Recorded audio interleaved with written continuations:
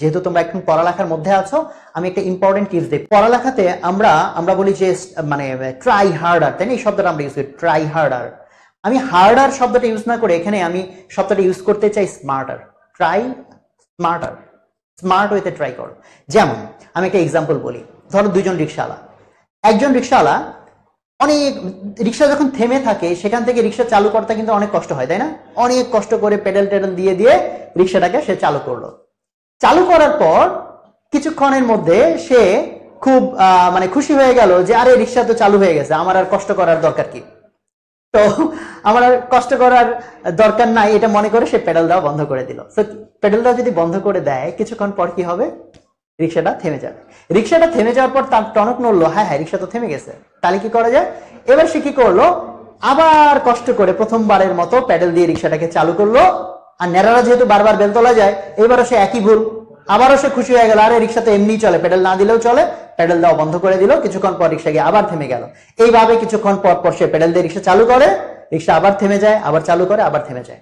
এবার আসো দ্বিতীয় আরেকজন রিক্সাওয়ালা, সে কি করেছে, সে হচ্ছে অনেক কষ্ট করে রিক্সাটাকে চালু করে, চালু করার পর দেখলো হ্যাঁ প্যাডেল না দিলেও রিক্সা চলে, কিন্তু আস্তে আস্তে গতি কমে যায়। তো সে কি করে, কিছুক্ষণ ওয়েট করে, গতি একটু কমে গেলে আবার একটা দুইটা পেডাল দেয়, গতি একটু কমে গেলে আবার একটা দুইটা পেডাল দেয়, ফলে তার রিক্সা না থেমে কি হবে, চলতেই থাকবে, চলতেই থাকবে। এখন এই দুই রিক্সাওয়ালার মধ্যে দেখো কষ্ট বেশি কে করছে? প্রথম জন। আর আউটপুট বেশি কে পাচ্ছে? দ্বিতীয় জন। তাহলে দেখো স্মার্ট কে? স্মার্ট কিন্তু দ্বিতীয় জন, যে কম কষ্ট করেও বেশি আউটপুট পাচ্ছে, বিকজ সে স্মার্ট ওয়েতে রিক্সা চালাচ্ছে। তো আমি রিক্সাওয়ালার গল্প কেন নিয়ে আসলাম, যে ভাই আমরা স্টুডেন্ট মানুষ, রিক্সাওয়ালার গল্প শুনে আমাদের কি লাভ? লাভ হচ্ছে এখন কম্পেয়ার করো তোমার স্টাডির স্টাইলের সাথে। সো আমাদের মোস্ট অফ দ্য স্টুডেন্টস প্রথম রিক্সাওয়ালার, মোস্ট কি বলতে গেলে প্রায় সবাই প্রথম রিক্সাওয়ালার মতো করে স্টাডি করে। কিরকম? কোনো একটা টপিক যখন জীবনে তুমি প্রথমবার পড়ো, এটা কিন্তু রিক্সা চালু করার মতো কষ্ট। থেমে থাকা রিক্সা চালু করতে যেমন কষ্ট, নতুন একটা টপিক আত্মস্থ করতে তোমার কিন্তু ওই পরিমাণ কষ্ট হয়। ওই পরিমাণ কষ্ট করে ঘন্টা, 2 ঘন্টা, 3 ঘন্টা, 4 ঘন্টা বা একদিন পুরো খরচ করে একটা টপিক তুমি বুঝলা, অ্যান্ড ইউ ফিল গুড যে এটা আমি পারি, এটা আমি পারি মনে করার পর তুমি কি করলা, এটা আর টাচ করো না। এটা আর টাচ না করে তুমি হচ্ছে অন্য টপিকে চলে গেলা, আরেক টপিকে। তো 1 মাস 2 মাস বা 1.5 মাস 3 মাস পর যখন পরীক্ষাটা চলে আসে, তার আগে ওই টপিকটা যেটা তুমি ভেবেছিলা আমি পারি, এটা যখন তুমি খোলার পর বলতে গেলে প্রায় সব ক্ষেত্রে কি হয়, টপিকটা দেখে মনে হয় হ্যাঁ হ্যাঁ চেনা চেনা লাগে, কিন্তু মনে আর পড়ে না।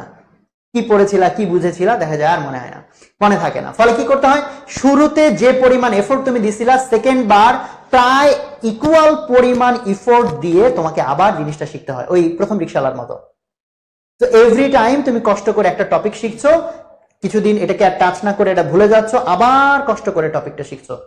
সেজন্য স্মার্ট ওয়েতে পড়তে গেলে কিভাবে পড়া উচিত, আমার সাজেশন হচ্ছে স্মার্ট ওয়েতে পড়তে গেলে তোমার প্রত্যেক দিন তোমার পড়ালেখার টাইম থেকে অ্যাটলিস্ট আধা ঘন্টা, এবং আরো ভালো হয় যদি 1 ঘন্টা টাইমকে তুমি নিষিদ্ধ সময় বলে ডিক্লেয়ার করো।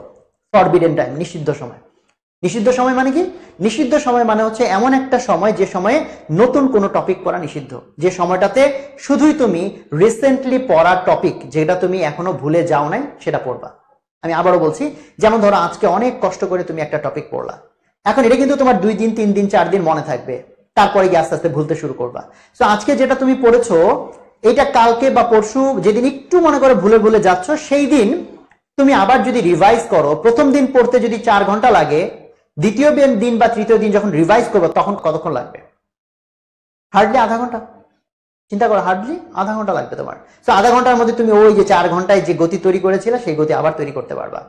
ফলে এখন তোমাদের যেটা সুবিধা হবে, হ্যাঁ ভাইয়া বুঝলাম কথা, বাট প্রত্যেকদিন এত পড়া, এর মধ্যে প্রত্যেকদিন পুরনো পড়া, কালকে এই পরীক্ষা সেই পরীক্ষা, এগুলো বাদ দিয়ে আবার পুরনো পড়া পড়বো?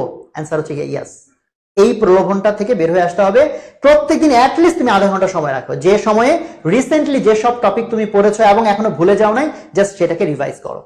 সেটাকে তুমি যদি বারবার রিভাইজ করো, এক একদিন এক একটা টপিক যেগুলো ভুলে যাও নাই, কোন একটা প্রথমবার পড়ার পর 3 দিন পর, তারপর হয়তো 7 দিন পর, তারপর হয়তো আরো কিছু সময় পর, এইভাবে যদি তুমি কন্টিনিউয়াসলি রিভাইজ করো, ওইটা এমন ভাবে ব্রেনের মধ্যে ঢুকে যাবে, দেখবা পরীক্ষার আগের রাতে হয়তো সেটা তুমি না পড়েও তুমি এটা পরীক্ষার হলে লিখে আসতে পারবা।